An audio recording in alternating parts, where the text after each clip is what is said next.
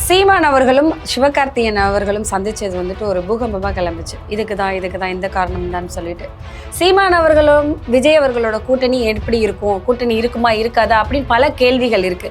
இதற்கு நடுவில் வந்து சிவகார்த்திகேயனை சந்திச்சுட்டு வந்தது வந்துட்டு ஒரு பெரிய கேள்விக்குறியா இருக்கு. மக்களுக்கு நிறைய கொஸ்டின்ஸ் வருது. ஒருவேளை இப்படி இருக்குமோ, ஒருவேளை படமா இருக்குமோ, ஒருவேளை சிவகார்த்திகேயன் அரசியல் வர போறாரோ, சீமானை ஆதரிக்கிறாரோ அப்படிங்கிற நிறைய கேள்விகள் இருக்கு. சீமான் அவர்களுடைய வளர்ச்சி என்பது படிப்படியான வளர்ச்சி, படிநிலை சார்ந்த ஒரு வளர்ச்சி. ஈழ போரிலே இறுதி யுத்தம் நடந்ததற்கு பின்பு ஒரு மனிதாபிமான குரலாக அவர் ஒலித்த போது அவருக்கு ஏற்பட்ட ஒரு இளைஞர்களுடைய ஒரு கூட்டம். இந்த ரேஸிலே வந்து ஓரளவுக்கு விடுதலை சிறுத்தைகள் கட்சியும் மாநில அந்தஸ்து பெற்றிருக்கிறது. தேர்தல் ஆணையத்தால் அங்கீகரிக்கப்பட்ட மாநில கட்சியாக விடுதலை சிறுத்தைகள் உருவாகியிருக்கிறது. அதே போல ஒரு மாநில கட்சியாக தேர்தல் ஆணையத்தால் அங்கீகரிக்கப்பட்ட மாநில கட்சியாக நாம் தமிழர் கட்சி உருவாகிருக்கு. அதையுமே ஏத்துக்க மாட்டாங்களே சார். அதுல என்ன சில பேர் என்ன பேசுறாங்கன்னா, விஜய் அவர்கள் வந்து மைக்கு காமிச்சனாலதான், விஜய் அவர்கள் ஓட்டு விழுந்தனாலதான் அவங்க இந்த நிலைமைக்கு வந்திருக்காங்க அப்படின்னு பேசுறாங்களா? அதை ஏற்றுக்கொள்ள முடியாது. நாம் தமிழர் கட்சி யாரை எதிரியாக சித்தரித்தார்கள் என்று பார்க்கும்போது ரெண்டு வகையாக பார்க்க வேண்டியது. திராவிடத்தை வீழ்த்துவோம் என்கிற ஒரு கருத்தை அவர்கள் வெளிப்படுத்தினார். அந்த கருத்தை ஏற்கனவே பாஜக கொண்டிருக்கிறது. பாரதிய ஜனதாவின் குரலை நீங்கள் பேசக்கூடாது என்கிற ஒரு கடுமையான அரசியல் விமர்சனம். பாஜக இப்பதானே சார் சொல்றாங்க திராவிடத்தை வீழ்த்துவோம்னு சொல்லிட்டு. இவர் ஆரம்பத்துல இருந்து தானே சொல்லிட்டு இருக்காரு.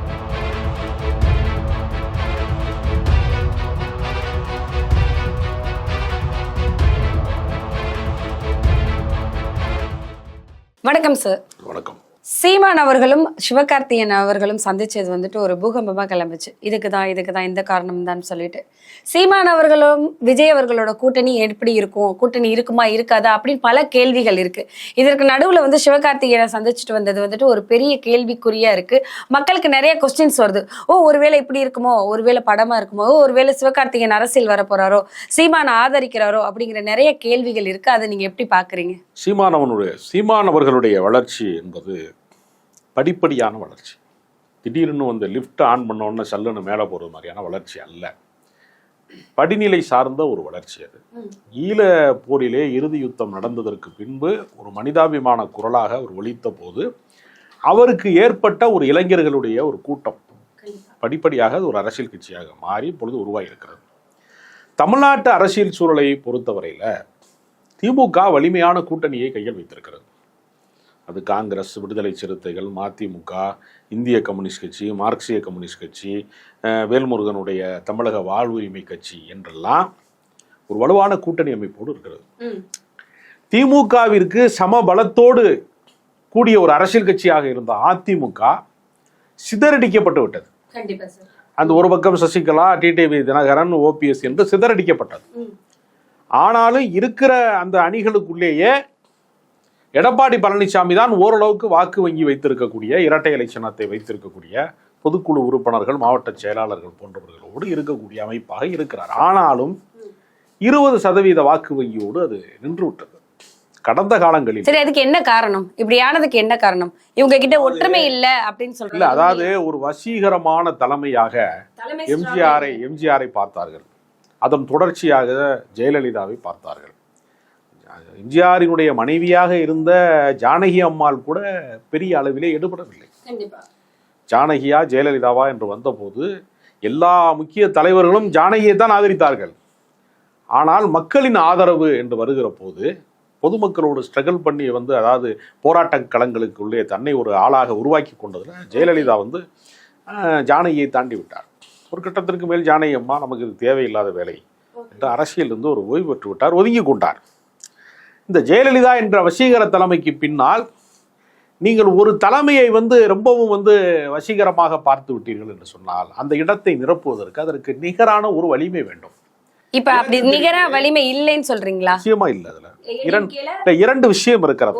தலைமை பண்பை எங்கிருந்து மக்கள் ரசிக்கிறார்கள் என்று கேட்டால், தலைமை பண்புக்கு பல தியாகம் சொல்கிறார்கள், வரலாறு சொல்கிறார்கள் என்றாலும் கூட யதார்த்தத்திலே ஆகச் சிறந்த பேச்சு கலைஞராக இருக்கிறவர்களை, பேச்சாற்றல் இருக்கிறவர்களை தலைவர்களாக பார்க்கக்கூடிய மரபு நம்மிடம் இருக்கிறது. அதனால் தான் கலைஞரால் ஒரு 50 ஆண்டு கால அரசியலை நடத்த முடிந்தது, வெற்றிகரமாக அவர் நடத்த முடிந்தது. ஏறத்தாழ அவருடைய பொது வாழ்க்கை 70 ஆண்டு காலம், அதில் ஒரு 50 ஆண்டு காலம் அவர் ஒரு பெரிய வலிமை மிக்க சக்தியாக இருந்திருக்கிறார். அப்போ அதுக்கு பேச்சாற்றல் ஒரு காரணமாக இருந்திருக்கு.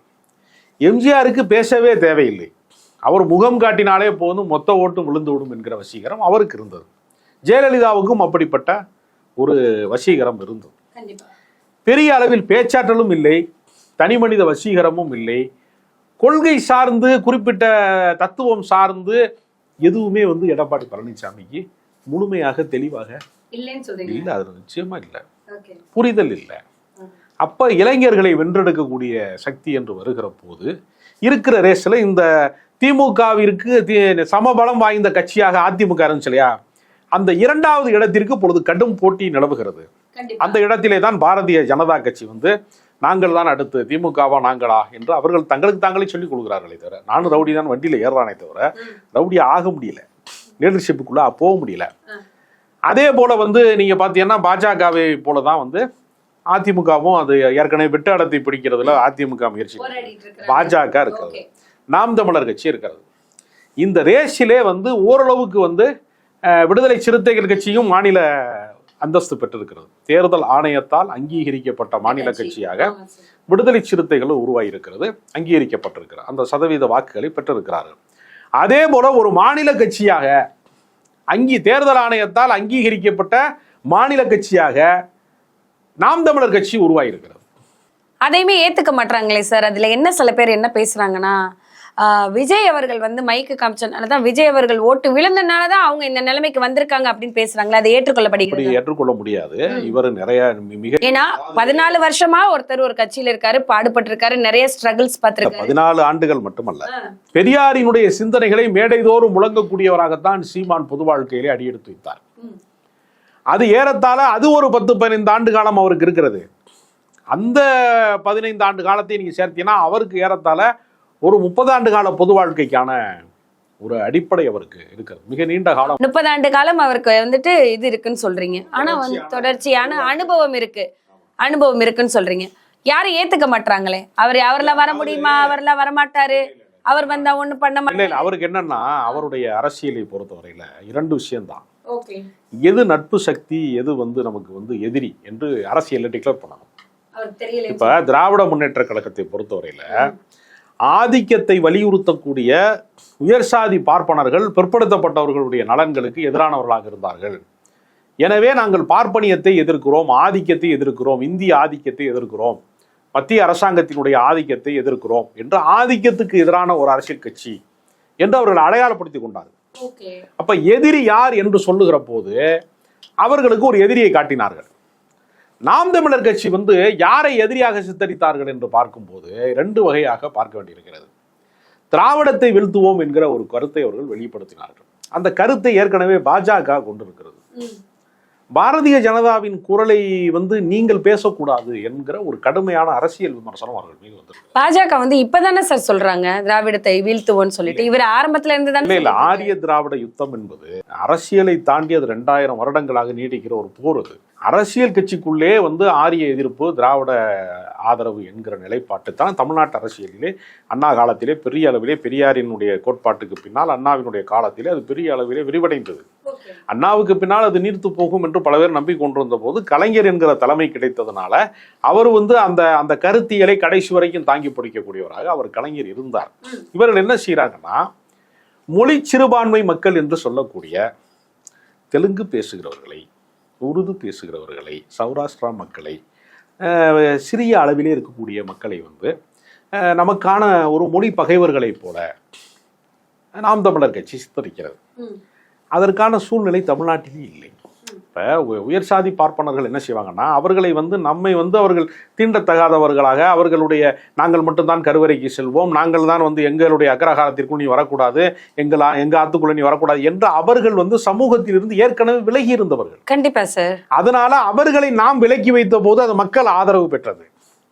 நீங்கள் வந்து மதுரையில் இருக்கக்கூடிய நாயக்கமார்களோ, சௌராஷ்டிராவோ அல்லது இந்த ஆற்காடு மாவட்டங்களில் இருக்கக்கூடிய உருது பேசக்கூடிய இஸ்லாமியர்களோ, நீங்கள் பொது நீரோட்டத்தில் தான் இருக்கான், சராசரி வாழ்க்கையில தான் இருக்கான், நம்மளை ஒரு மிடில் கிளாஸ் லைஃப்ல நடுத்தர வர்க்கத்தினுடைய வாழ்க்கை முறைக்குள்ள தான் அவன் இருக்கான்.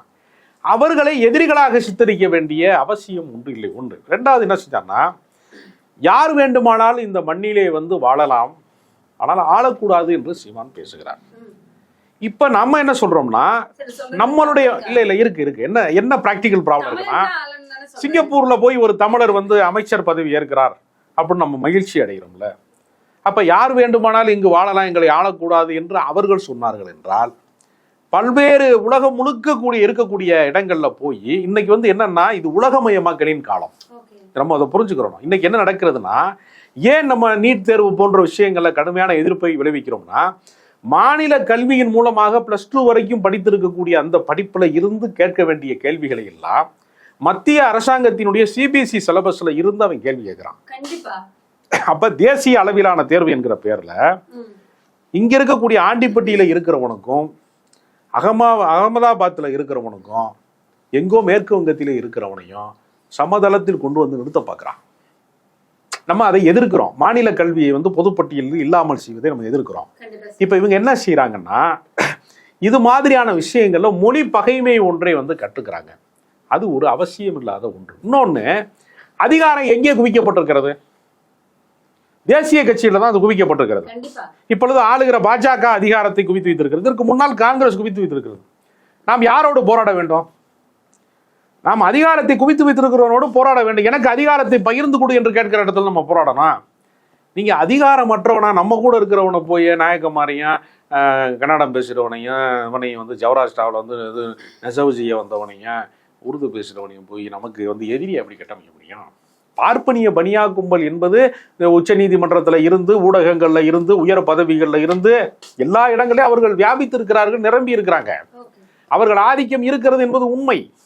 ஆரியத்தையும் திராவிடத்தையும் சமதூரத்திலே தள்ளி வைப்போம் என்று இவர்கள் பேசுவதற்கு நல்லா இருக்கும், நடைமுறையில சாத்தியம் இல்லை. நான் வந்து நாம் தமிழர் நண்பர்களுக்கே சொல்றேனே, இந்த கட்சி இப்பொழுது தொடங்கி இருக்கிறது இல்லையா, 14 ஆண்டுகளுக்கு முன்பு. அதற்கு முன்பு இந்தி மொழி ஆதிக்கத்தை எதிர்த்தது யார் எதிர்த்தா? திராவிட இயக்கம் தானே எதிர்த்து. அன்னைக்கு மொழிப்போருக்காக உயிர் தியாகம் செய்தவர்கள் அத்தனை தமிழர்களுமே திராவிட இயக்கத்துக்காரர்கள் தானே. அப்ப கலைஞர் காலகட்டத்திலே ஈழப்போரினுடைய இறுதி யுத்தம் நடந்தது. அதை தடுக்க அவர் தவறிவிட்டார் என்ற விமர்சனத்தை நீங்க சொல்றீங்க. தடுக்கிற சக்தி அவருக்கு இல்லை. அவர் மாநில கட்சி முதலமைச்சர். அன்றைக்கு இருந்த அவருடைய காங்கிரஸ் கூட்டணியும் அதுல பங்கு பெற்றது என்கிற குற்றச்சாட்டுல நியாயம் இருக்கிறது.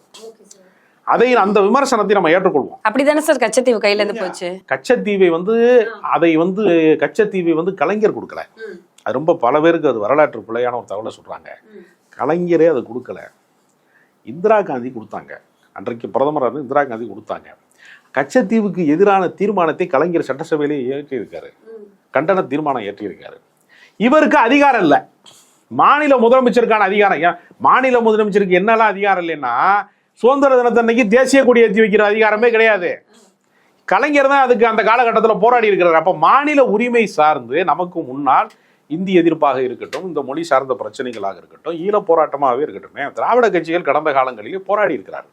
அவர்கள் பங்களிப்பை நம்ம வந்து மறைக்கவோ, அவர்கள் பங்களிப்பை புறக்கணிக்கவோ, இதற்கு முன்பு திராவிட கட்சிகள் தான் வந்து அந்த மொழி போராட்டத்தை நடத்தி இருக்கிறார்கள், ஆதிக்கத்துக்கு எதிரான விஷயங்களை போராடி இருக்கிறார்கள். ஈழ போராட்டத்திலேயுமே வந்து வைகோ போன்றவர்கள் போராடி இருக்கிறார்கள். நம்ம சீமானுக்கு முன்னால் வந்து திருமாவளவன் போன்றவர்கள் போராடி. அதனால அவர்கள் பங்களிப்பை எல்லாம் முற்றிலுமாக புறக்கணிக்க வேண்டிய அவசியம் இல்லை என்பது என்னுடைய கருத்து. எல்லாரையும் ஒருங்கிணைப்பதுதான் அரசியலே தவிர, நீங்கள் வந்து நீங்க என்ன சொல்றீங்கன்னா புறக்கணிக்காம எல்லாரோட சேர்ந்து இல்ல. நான் என்ன சொல்றேன்னா, தனித்து நிக்கிறது, கூட்டணி இல்லாம தனித்து நிக்கிறது ஒரு கூட்டணி வைக்காமல் இருப்பது இல்ல கூட்டணி வைக்காமல் இருப்பது என்பது வேறு.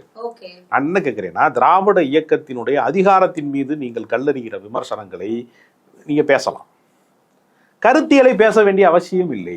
ஏனென்றால் பெரியாரினுடைய கருத்துக்கள்ல சாதி ஒழிப்பு இருக்கு, பெரியாரின் கருத்துவத்துல பெண் விடுதலை இருக்கிறது, பெரியாரினுடைய கருத்தியல்ல வந்து சமத்துவம் குறித்தது இருக்கிறது. சார் அவங்க கருத்தை சொல்றதுல தப்பு இல்லை. கேட்கறது என்னன்னா, நீங்க வந்து கலைஞர் வந்து அதிகாரத்திலே செய்த தவறை விமர்சிக்கலாம், ஜெயலலிதா அதிகாரத்துக்கு வந்து செய்த தவறை விமர்சிக்கலாம், ஸ்டாலின் அதிகாரத்தில் இருக்கும்போது செய்த இந்த விமர்சனம் ஏற்புடையது.